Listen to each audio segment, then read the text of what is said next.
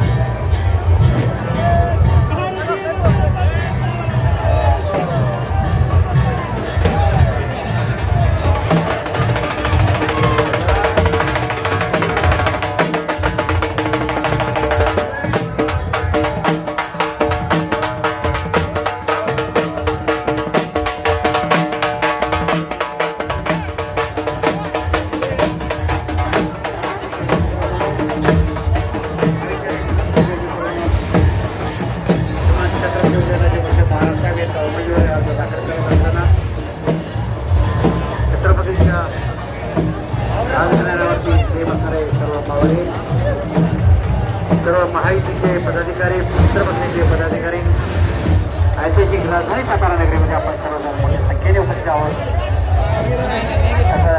सर्वांना एक आनंदमय असं वातावरण झालेलं आहे. त्या क्षणाची आपण आज वाट पाहत होतो.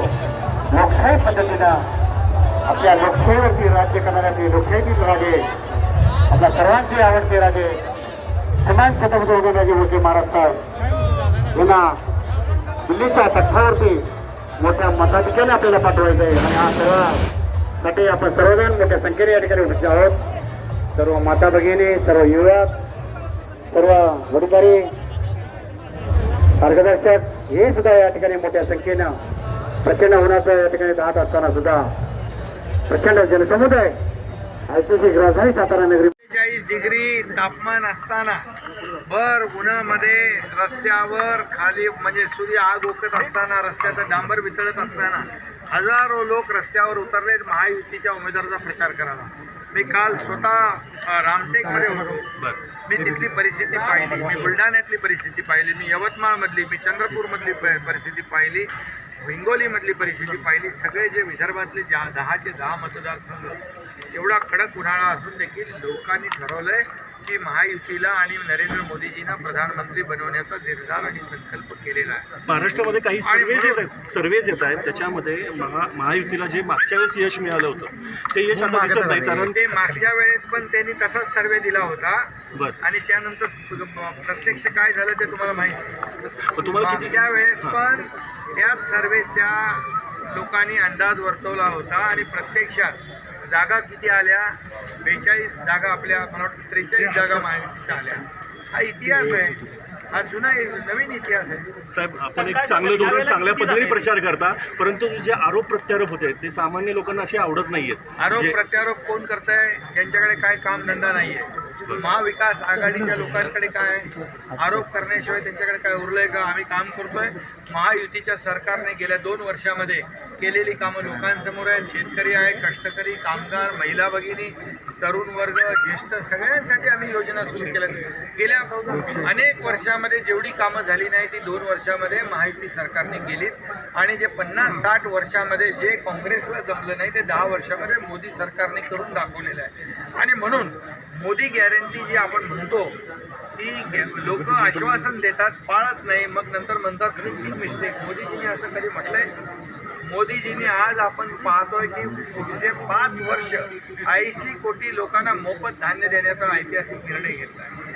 आज त्यांचा जाहीरनामा बघा, जाहीरनाम्यामध्ये शेतकरी, गरीब, युवा आणि महिला यांना फोकस केलेला आहे. म्हणजे सर्वसामान्य माणूस जो आहे त्याला रोटी, कपडा, मकान देण्याचा निर्णय मोदीजींनी घेतलेला आहे. आणि त्यामुळे या देशामध्ये मोदीजींची लाट निर्माण झालेली आहे. खरं म्हणजे एक जर आपण विचारलं प्रधानमंत्री कोण, मोदीजी तर राहुल गांधी, तर प्रत्येकजण मोदीजी म्हणतो. कारण राहुल गांधी अजून 52-54 वर्ष झाली त्यांना मॅच्युरिटी यायला आहे. काँग्रेसच म्हणतंय 400 पारमध्ये लॉन्चिंग अजूनपर्यंत सक्सेस झालेलं नाही. साहेब, 400 पारमध्ये महाराष्ट्राचं वाटं किती असेल? 45 पार आम्ही सांगितलेलं आहे. तुम्हाला मी सांगतो की तुम्ही बघा वातावरण आणि हे तुम्ही सर्वे वगैरे ठीक आहे, वरच्यावर सर्वे येत असतात, परंतु जे लोकांमध्ये तळागाळातल्या लोकांमध्ये जी महायुतीच्या बाबतीत भावना आहे, घरी बसणाऱ्यांना लोक मतदान करणार, फेसबुक लाईव्ह करणाऱ्यांना मतदान करणार का फेस टू फेस लोकांना भेटणाऱ्यांना मतदान करणार?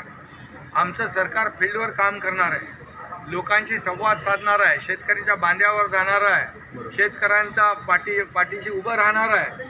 किती पैसे दिले आम्ही? 45,000 कोटी रुपये शेतकऱ्यांना आतापर्यंत दिलेत आम्ही. कधी इतिहासामध्ये एवढे पैसे नव्हते मिळाले. केंद्राचे 6,000, राज्याचे 6,000, 1 रुपयात पीक विमा योजना कधी पाहिलं होतं आपण?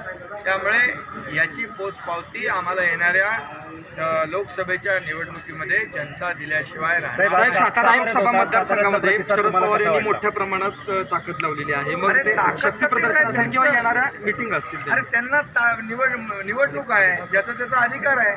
परंतु इथे आमचे 4 आमदार आहेत, तगडे आमदार, स्ट्रॉंग आमदार आहेत आणि ते या मतदारसंघामध्ये लोकसभा मतदारसंघात जनतेचा प्रतिसाद आज तुम्ही पाहिला. भर उन्हामध्ये किती लोक, हजारो लोक आले आणि ते क्राऊड पाहिलं, लाईव्ह क्राऊड पाहिलेलं आहे आपण. आणि त्यामुळे आज लोकांनी देखील साताऱ्यातलं ठरवलं आहे की महायुतीचा उमेदवार निवडून दिला पाहिजे. कारण मोदीजींना 3ऱ्यांदा प्रधानमंत्री बनवायचं आहे, मोदीजींचे हात बळकट करायचे आहेत. म्हणून जनता या साताऱ्याचे उमेदवार आमचे उदयनराजे यांना निवडून देते.